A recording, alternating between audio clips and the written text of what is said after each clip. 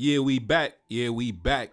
Now, today's going to be a follow-up video to the one I dropped earlier today in regards to the military takeover, the failed military takeover that occurred in Benin earlier today. In today's video, we're going to be looking at the reactions on social media, and I'm going to be giving a little bit more of my thoughts on the situation as well.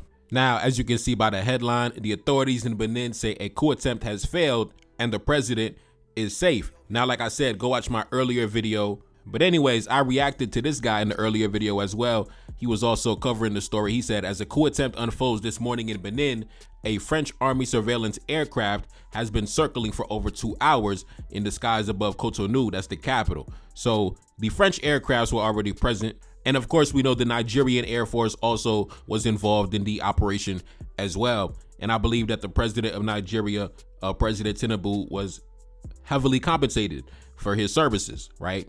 And not only that, but something we have to keep in mind that all of these individuals that we're talking about, the president of Nigeria, the president of France, and even the president of Benin, all of these individuals I just named, they seem to be good friends. That's number one, right? And number two, it seems like these guys who attempted this military takeover, there were just certain things that they just failed to do. There were just certain things that they just failed to execute. It was terribly planned out. The most basic and the most obvious thing is take control of the airspace and shut down the airspace, right? Don't allow foreign aircrafts to penetrate the airspace. That was number one. It was like 5 different unidentified aircrafts flying around the capital during the takeover. I was like, damn, them boys didn't even shut down the airspace, man. Listen. Once I seen that, I knew it was over. I'll be honest with you. I knew it was over once I seen the airspace full of unidentified aircrafts.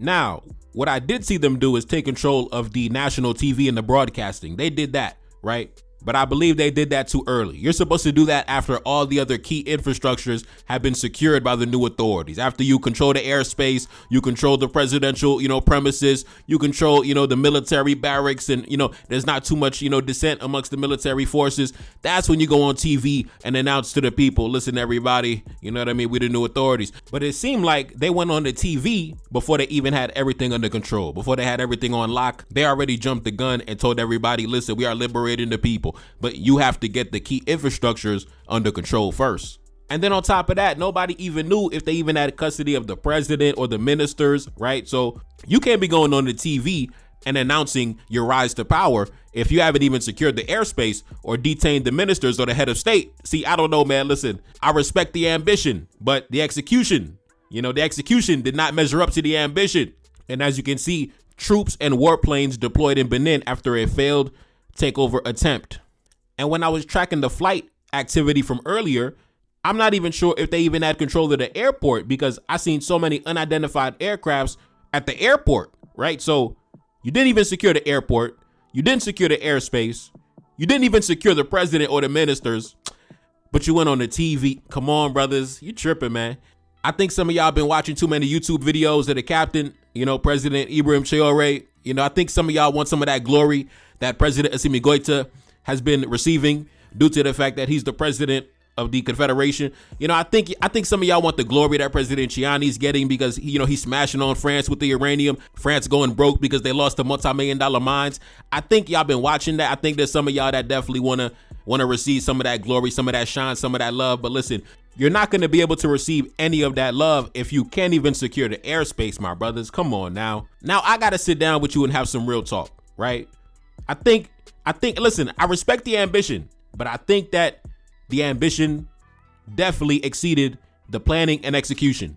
And on top of that, quiet is kept. The president of Benin, that's not a small fry. That's a powerful individual with a lot of powerful friends, international connections, right? Quiet is kept. I believe he's a billionaire with a B, right? So he's not some regular guy you could just kidnap and, he don't got shooters. He don't got somebody that's loyal to him that's going to come, ride for him. No. He definitely has elements in the military that, definitely are enjoying, the fruits of the fact that he's in office. So definitely, as we can see, the fact that he was restored to power, that's not somebody that you can easily take down, right? That's not somebody that you could easily, go up against. That's a big man in Africa, right? That's a big man in Africa. So if you are not planning out your operation to full perfection, then you just went on a death wish. You tried to initiate a takeover against one of the most powerful, wealthy men in the whole of Africa, and you did not even execute the most basic strategies. It's crazy, man. It's crazy. But anyway, let's take a look at some of the reactions on social media. This the president of Nigeria, President Tinubu. He said this earlier today: on my orders, the Nigerian armed forces stood gallantly as a defender and protector of constitutional order of the Republic of Benin on the invitation of the government. Our armed forces acted within the ambit of the ECOWAS Protocol on Democracy and Good Governance. They have helped stabilize a neighboring country and made us proud of their commitment to sustaining our democratic values and ideals since 1999. Nigeria stands firmly with the government and the people of the Republic of Benin. And of course, we discussed the president of France, President Macron, at 6 in the morning. This morning, he said, I spoke with the president of Nigeria, President Tinubu. I conveyed my solidarity in the face of the various security challenges, particularly the terrorist threat in the north. At his request, we will strengthen our partnership with the authorities and our support for the affected populations. We call on our partners to step up their engagement. Nobody can remain a spectator. Now, in my last video, one thing I said was I did not understand the connection between President Tinubu and France, because Nigeria is not in the French sphere of influence. They don't really have any history on that level in comparison to other nations whose history with France goes back many decades and centuries. So it was a very strange realignment of foreign policy when Tinubu came to power, and then we see Nigeria strengthen their relationship with France. But I seen this article that came out a few months back entitled, "What is in France? Unpacking Tinubu's many trips to France." Let's get into it. As of late 2025, the Nigerian president Bola Tinubu has spent a significant amount of time in France, with reports from April indicating that at least 59 days across 8 trips since becoming the president in May 2023, making France his most visited country for private, business, and working visits, including retreats and strategic planning. Now, first things first, when you're spending that much time in France, then I'm sure you already have some type of relationship when it comes to the French intelligence services, right? Simply due to the fact that you're a high profile person staying inside their country. So now, once I began to see that the president of Nigeria spends so much time in France, maybe because he's simply one of those guys who, a lot of guys are like that. They like to go to France and spend time in France and shop in France. The rappers be talking about that. Oh, I'm going to go to Paris, spend a bag up in Paris. I go to the boutiques up in France, right? So we have a lot of individuals with that mentality. They have an admiration for French culture and French luxury and French lifestyle and kicking it and traveling up in France. We have a lot of black folks like that. So Tinubu might just be one of those guys. I'm going to go spend some time and kick it in France and, go in the penthouse in France. Like he might be one of those guys. And because of that, he is compromised. He is compromised by the French government because you are constantly going over to their house. So naturally, in times of crisis like these, you're going to be the one they're able to call upon in the region, right? Everybody else might have, kicked them out and embarrassed them, but they have that one good friend. And it only makes sense if you're always coming to my house, right? And I'm always making you a nice plate of food. I have my girl make you a nice plate of food, get you something to drink. Oh man, go in the guest room, bro. Do your thing, bro. Do your thing. Have the flat screen TV. I got the cigars over here. I got the drinks over here, bro. Make yourself at home. Do your thing, bro. Family, right? So naturally, when I'm in a time of need, when I need a favor, right, I'm going to expect you to come through for me. I'm going to expect you to come through, especially when we go way back. For example, take a look up on the screen. President Tinubu and President Macron are personal friends who formed a bond in 2002 when President Macron worked as an intern at the French embassy in Lagos when Tinubu was the governor of Lagos, right? So if we go way back and now you're the president and every 3 months you come into my house, it only makes sense that when I need a favor, you got to come through for me, bro. You got to come through. Anyway, let's continue. Let's take a look at some of the reactions. The good brother David Hunde, and he said this: I feel hot shame. Oh my goodness. Anyway, let's go back to talk about Tinubu's dealings in France. Tinubu has utilized France as a base for important meetings. For example, his travel in April 2025 was called a working visit to review how his administration was doing in the middle of his term and prepare changes. He also reportedly used Paris as a meeting place for business and financial executives. Tinubu apparently has a long-standing affection for France, visiting even before his presidency. So like I told you, he's one of those Negroes who loves France. He's one of those Negroes that likes French culture. We have a lot of those people in the community. Oh man, I got to go to the Eiffel Tower. I got to go to France, man. I'm going to go to vacation in France, man. Listen, we got a lot of the people in the community.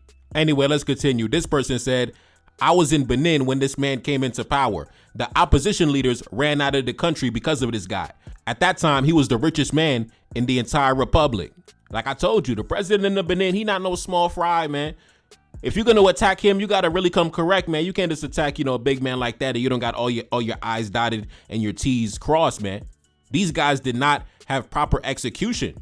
In order to take somebody down like that, of that stature, of that wealth and power, with those many international connections with powerful people all over the world, you also need to have some powerful allies as well, right? You cannot go up against this type of person by himself, right? As you can see, with one phone call, he had the president of Nigeria and the president of France coming to his rescue the very same day, both of which are his good friends. So when it comes to things like this, you cannot afford to make a mistake. You cannot afford to not be on point. Anyway, let's continue. This person said, Nigeria will never allow a coup to happen in Benin, and neither will Ghana allow a coup to happen in Togo. It's just common sense. This person said, since 2016, the president of Benin has quietly built the architecture of dictatorship in Benin while keeping a pristine image. He has jailed major opponents, persecuted journalists, and rewrote electoral laws and excluded all the opposition and gave his camp and his allies all 83 seats in the parliament. Now, that's why when it comes to me, Neferkari Dessalines, that's why sometimes people think I'm just anti-democracy, when in reality, I'm not. I'm not necessarily anti-democracy. I'm not necessarily anti-elections at all. But when they talk to us about democracy, when they preach to us about democracy, and then they point to the examples of the democracy, the examples of the stability, right? Guys like the president of Benin is one of those guys they refer to as a model of stability and democracy in the region, constitutional order. But in reality, it's really just dictatorship presented to the people in a positive light. But you notice you never see the international media attacking him because he is a stable and beneficial partner when it comes to maintaining their interests in the region, right? But obviously, if it was somebody like the captain, they'd be running headlines night and day. If he was throwing the opponents in jail, if he was targeting the journalists, they'd be talking about the freedom of the press and everything like that. Man, they'd be talking about him in the Human Rights Watch and everything like that. But obviously, when it comes to the president of Benin, you notice we don't really hear too much about him in the international media, at least nobody condemning him for any actions that he's taken. He pretty much flies under the radar pretty effortlessly. And, Benin is very peaceful and stable and very beautiful. But at the same time, when people point to him or guys like him and then use him as an avatar for democracy, that gets on my nerves, because these guys are not these models of democracy and beacons of freedom that you're trying to proclaim themselves to be. No, of course they are beneficial to your interests, so you look the other way. But in reality, you could also condemn them for the same exact things you condemn other people for. When it's beneficial, you look away. But when it's no longer beneficial, then you go on the international media with the slander campaigns, right? So we see the games. We see the games, man. We see the games. Anyways, this, I believe, was from earlier today, when the so-called takeover was underway. A French Air Force Beach King Air 350 aircraft has been circling for several hours above the capital in Cotonou. The aircraft is conducting observation and reconnaissance operations, while Paris states that it is closely following the situation.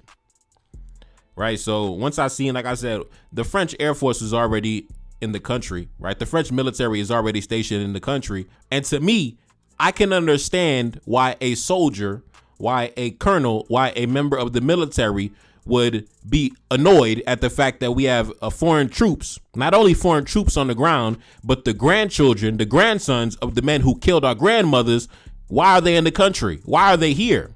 That alone is going to inspire a man to revolt.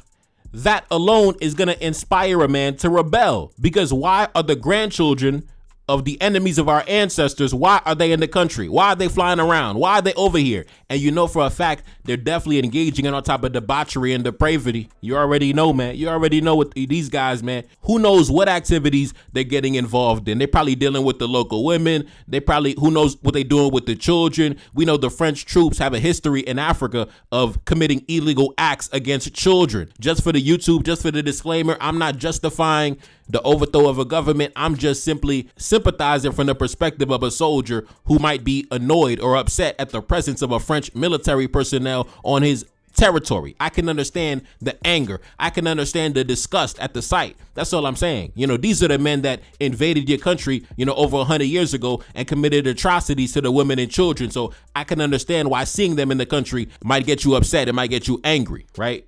I can understand. For example, take a look up on the screen. Back in 2015, a significant scandal emerged involving allegations that French soldiers were sexually abusing children in the Central African Republic and Burkina Faso in exchange for food and money, right? So when we talk about Burkina Faso kicking out the French troops, not only did we kick out the French troops for the fact that these guys failed to make any progress in the fight against terrorism, but these guys have a reputation for touching on children, right? Let's continue. Committing illegal acts against children in the Central African Republic and Burkina Faso in exchange for food and money. The reports initially contained an elite confidential UN document detailed accounts from victims as young as 8 years old or 9 years old. As you can see, the study said that children as young as 9 years old were encouraged to have sex in exchange for food or money by troops stationed in the conflict-hit country. So listen, when we talk about, democracy and the restoration of democracy, and we talk about, France and French influence on the continent, it goes even deeper beyond just the geopolitical and economic ramifications. These guys are really on the continent committing criminal acts. Welcome to the culture. It's like these guys can't go anywhere without committing criminal acts against vulnerable populations. But anyway, let's continue. Let's take a look at some of the reactions on social media. This person said, the president of Benin is a damn puppet of France and a loyal one. His term was coming to an end. He had already chosen his successor, another lackey of France. Frustration in the army is what led to this. The president is the one who brought this upon himself. The sellout brought in French soldiers who have installed secret bases where they are training terrorists to destabilize the AES. Captain Ibrahim Traoré and General Chiani repeatedly said it with the precise location and coordinates of where the French mercenaries are located. Why do you think the border between Benin and Niger has been closed for the past 2 years? Even 2 weeks ago, President Chiani reiterated that the border will remain closed until Benin is no longer a threat to security. Now, that's a fact. I did a video on that a couple weeks ago. If y'all remember that, it was entitled The AES versus Benin. Check it out. Check it out. Great video. Excellent video. So weeks back, I already pulled out my belt and we verbally, figuratively speaking, metaphorically speaking, we spanked President Talon. We spanked the president of Benin on the YouTube video. Go check that video out. The AES versus Benin. Definitely drop some insight on that video. You already know. But yeah, man, I just wanted to come and do a follow-up, give my thoughts on the situation, why I believe it failed, where they went wrong, the mistakes they made along the way, and the reason why their failure to execute properly led to the fact that the operation was a failure. And unfortunately, the reality is when you fail to overthrow the government, you're most likely going to die, right? So that's the reality. That's the stakes. That's how high the stakes are when you decide to take a decision like that. You're either good. You have two choices. Either you're going to be successful and you're going to be the new head of state, and then you're going to consolidate your power and appoint your ministers and things like that, or you're going to die, right? So you really have to have, balls of steel in order to undertake an operation like this. You have to have balls of steel, because death is a very real possibility in this scenario.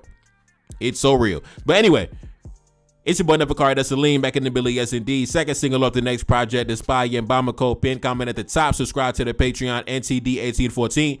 And I'm gone. Peace. Feel like they see me. I feel like I'm Saudi or ran up on Yan in the middle of Bamako. Enemy line. They claiming he innocent. Don't do no talking. I got to move militant. Don't do no talking. I hit him with facts. 1804, bringing it back. 1804 like I'm Mother Cap Henry. King with the vision. The crown never empty. Top of the mountain. My soldiers defend me. Ducking and dodging the fall and intelligence. Hitting my dance on the DGSE. Dodging they traps. Still on my feet. Feeling impeccable, feel like I'm shining. Go to my neck and I'm flooded with diamonds. Go to my neck and I feel like a mess. Feel like a lion, I'm in the savannah. Feel like the king when I'm up in the jungle. Never defeated, I never been humble. Come out victorious every encounter. Money machine give me help when I count it. Money machine stack it up in a beat. Heart of a king and I ride for the team. Weight of the world got it stuck on my shoulders. Bet you can feel it, my heart getting colder. Yeah, gotta stay focused so when it's in shots, I gotta react. Cause I'm a target, I'm under attack. Grabbing a weapon, I tell her get back. Mission exposed, secrets unfold. Enemy try, but I'm still in control. Got your boy sitting in Bamako prison, hoping they wish we sending them home. Enemy know that we good under pressure. Been through the thunderous, turbulent storm. Shorty a diamond, I told her she precious. fresh. Hop in the whip and I'm taking her home. Hop in the whip and I'm swerving, I'm smashed. Killing my enemies, winning my patch. Rocking this gold like we in bikini.